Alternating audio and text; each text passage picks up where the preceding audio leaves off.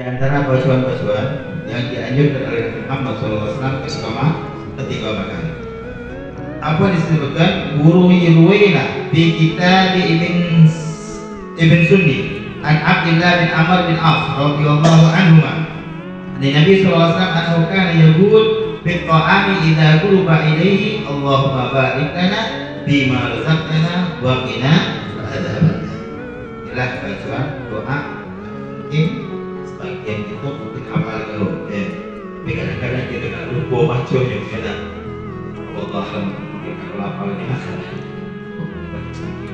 sebagai jadi kok setan tadi macam mana caranya biar kita ketika makan baca dulu biar kenapa biar kita tidak paham halo jadi didukung oleh Tuhan oleh setan tadi pokoknya penting bagi kita untuk membaca daripada apa yang sudah dianjurkan oleh Nabi Muhammad SAW. Nabi Muhammad ketika makan Allahumma barik lana bima razaqtana wa qina adzabannar.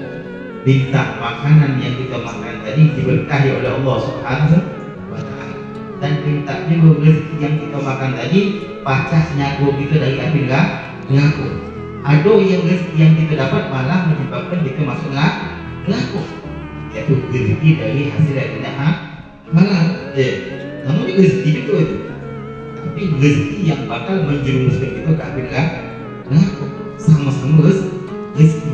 Makanya kita minta rezeki tadi berkah dan juga rezeki tadi halal. Itu minta ini. Karena kenapa? Allah Subhanahu wa taala akan dirimu kalau seandainya kita makan dari sesuatu yang tidak halal. Allah thayyibun la yaqbalu illa thayyiban. Allah itu baik, Allah itu bagus, tidak akan dirimu kecuali dari sesuatu yang